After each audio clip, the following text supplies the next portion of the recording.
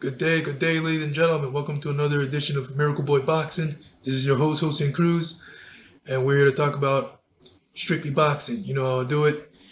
My topic today is the recently announced fight between Kenshiro Teraji against Jonathan La Bomba Gonzalez. It is the fight at 108 pounds, the biggest fight at 108 pounds right now. Unification. Teraji holds the WBC, WBA, and ring light flyweight titles, and Bomba holds the WBO title. So they're gonna go at it and unify those titles. It's a great fight. It's a great fight. Japan against Puerto Rico. You know, in the past they've had some pretty good fights in the past. Been a minute since we've seen one of these big fights between Japan against Puerto Rico. It's been years since we've seen a Japanese fighter and a Puerto Rican fighter face off in a fight with so much on the line and this magnitude, you know. But we're here. April 8th is the date that they're scheduled to fight, and should be exciting. So it's going to be in Japan. They haven't confirmed where in Japan as of yet, but it's going to be in Japan. So Bomba is going to have to travel over there once again to defend his WBO title. Hopefully, you know, and hopefully that he gets that. He's able to get that win and come back with his WBO title and more, you know, taking away Teraji's strap. But we're going to get into that just in a second.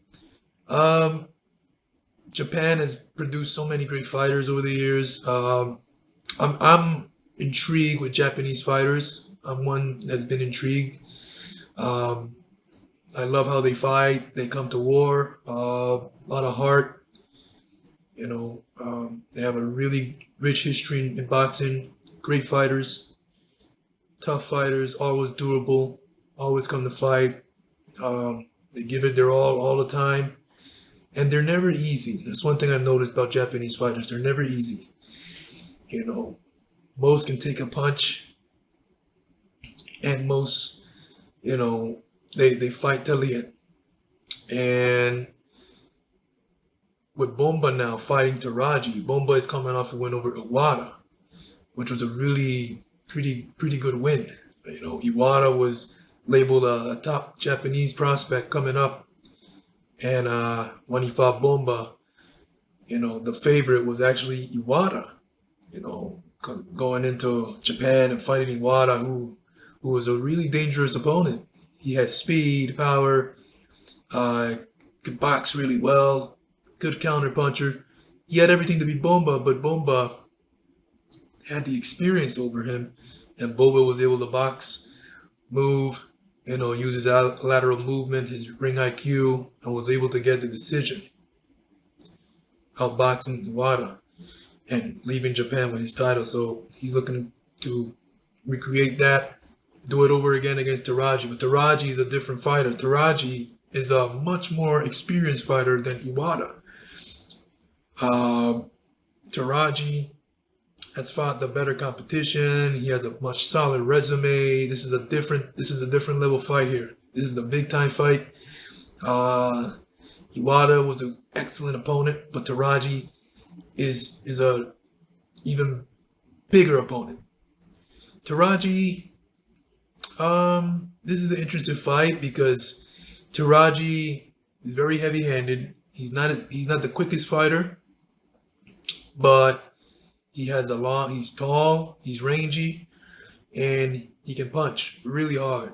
So that's one thing that Bomba has to look out for in this fight. You know, Teraji was coming off a big win over Hiroto Kiyoguchi in the unification, taking away his ring magazine title and the WBA title and unifying it with his WBC title by stoppage. It was a hell of a fight. Both guys came to bang it out, and so they did, and it was a potential fight of the year candidate, and Teraji won by stoppage.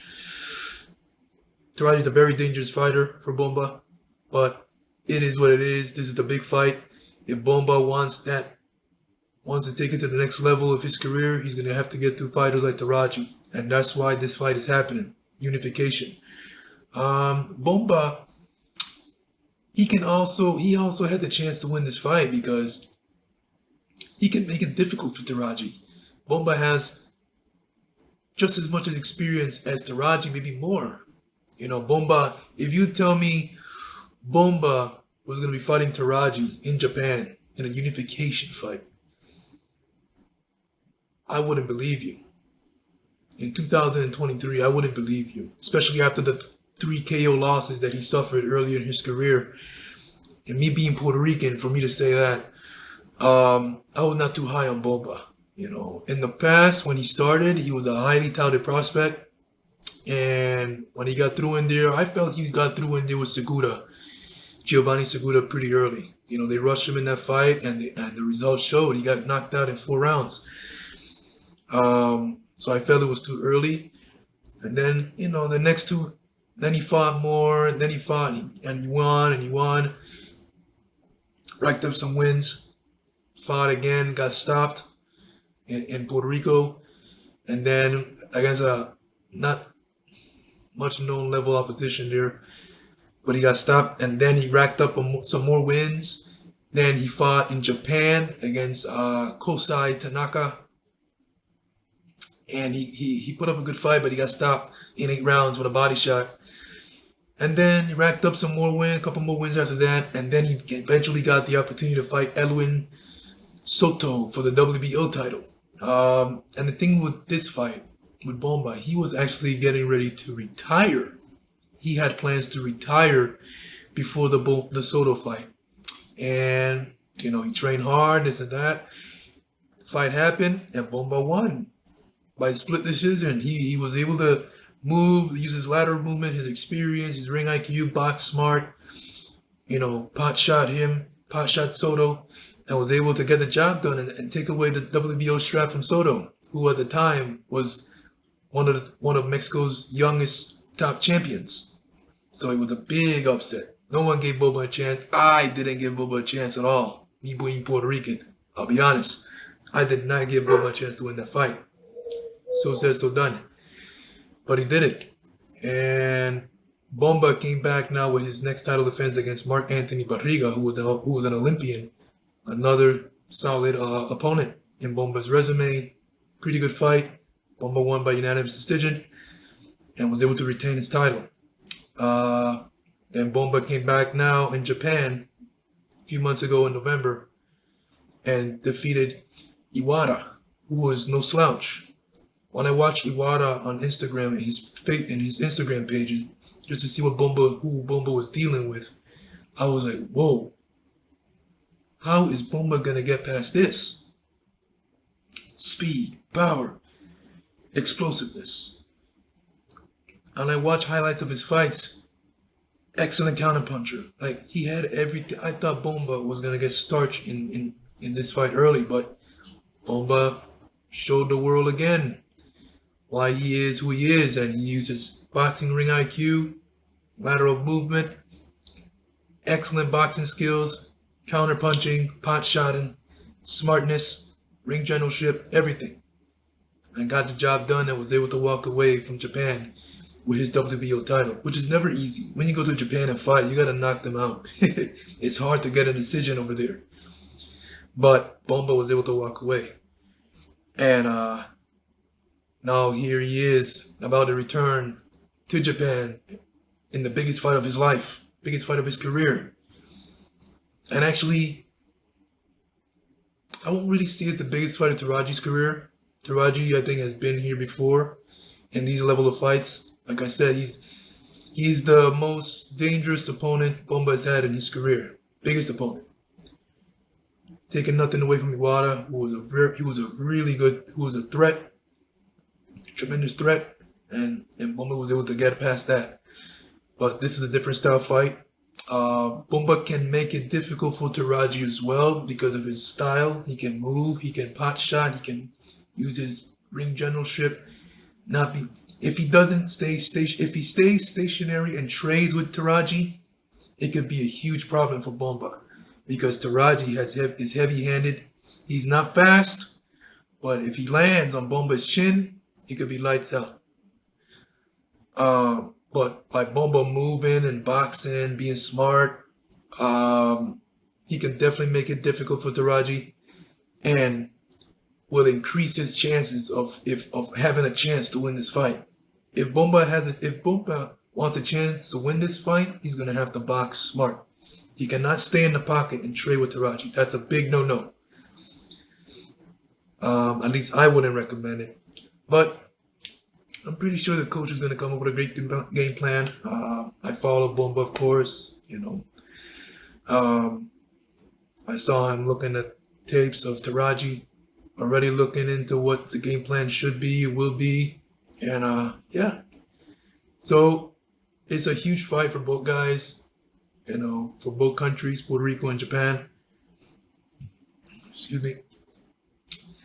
And winner of this fight becomes unified champion at 108 pounds.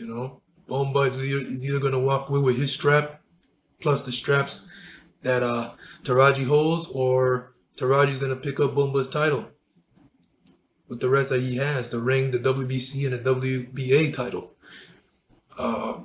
Takes them one step further to undisputed at 108. So both have a chance to win this fight. It all depends how both come. If Bomba comes to trade, he's in a problem. If he doesn't, and he boxes smart, he has a chance to win this fight because he's faster with his foot, faster with his hands, in and out. The much faster fighter. Does he hit as hard as Teraji? No. He has a respectable pop, Now, if Teraji somehow gets Bomba to trade, he's got a shot to win the fight, no doubt. With those heavy hands he has, he can catch him good in an exchange and put him out. So we'll see. It's a tremendous fight, guys. At 108 pounds, what a career! What a career for Bomba if he can actually win this fight.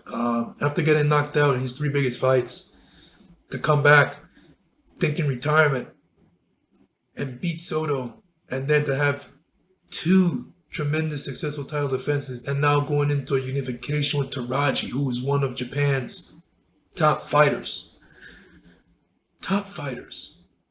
Right now, he's ranked number 1 in his weight class. So for Bomba, for the career he's had, to come back and do this,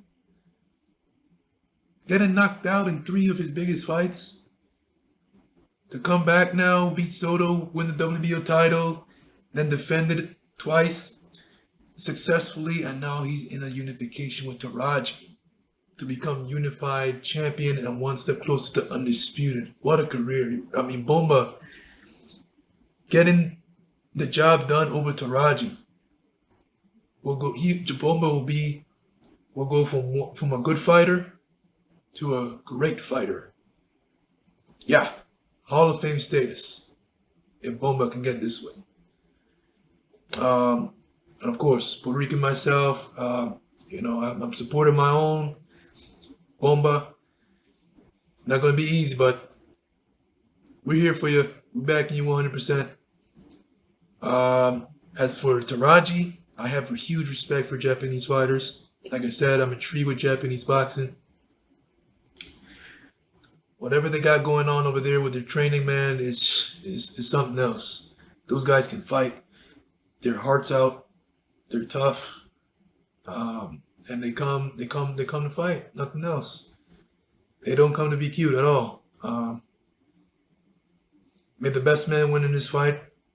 My prediction is, if Teraji gets Bomba to stand and trade, and Bomba just does stand and trade, if he does, Teraji wins by knockout. If not, if Bomba doesn't come to stand and trade and boxes smart, uses the ring, he'll win by decision. I can't see Bomba KOing Teraji at all. No way. No way. I can't see him winning this fight by knockout. If Bomba's going to win, it's going to definitely be by decision. So that's my take on this fight. That's my prediction. What do you think, guys? Who's going to win this fight? What do you think about the fight? Whatever your answer is, let me know in the comment section. All right? Don't forget to like, subscribe to my channel, and I always appreciate the follow and you guys tuning in. All right? You guys take care. This is Miracle Boy Boxing. I'm hosting Cruz. I'm your host. Peace.